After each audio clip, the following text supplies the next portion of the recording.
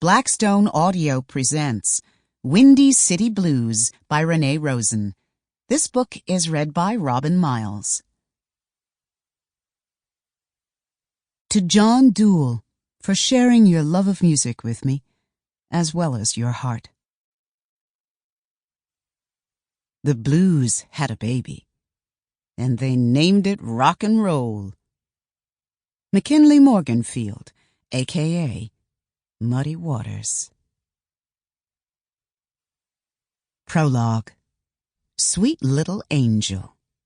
1933. She did her worshipping from the hood of a rusted-out Chevrolet in a junkyard on 29th and State Street across from the church.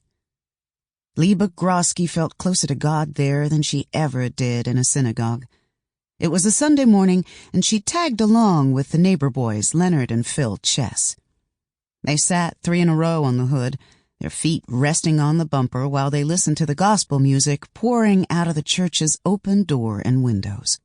Even in Chicago's August heat, the piano music and voices gave Leeba goosebumps as she clapped and sang along to Jesus Gave Me Water. Leeba didn't have a great voice, but when she sang, you couldn't hear her accent. If she could, she would have said everything in a song. She was 7 years old when her family arrived from Poland. The only English word she knew back then was okay. So everything was okay. How old are you? Okay. Where do you live? Okay.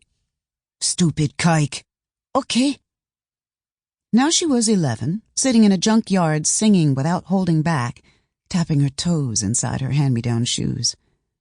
Music so magical it made her body move, her fingers snapping as effortlessly as her heart pumped, as her lungs took in air.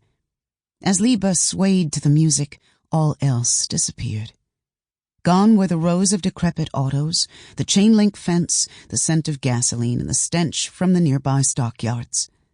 Even the empty liquor bottles and trodden trash on the ground vanished. All that existed in that moment was the music. She surrendered to it, letting it lift her up inside. When the song ended, Leonard tapped her on the shoulder, offering her a lucky strike before cupping his hand around a match, blocking the wind while he lit his. He was 16 and had been smoking for as long as Leeba could remember. Phil, 4 years younger and enamored of his big brother, patted down his flat top and reached for a cigarette of his own. Leeba contemplated trying one until she became distracted by a young girl. Sample complete. Ready to continue?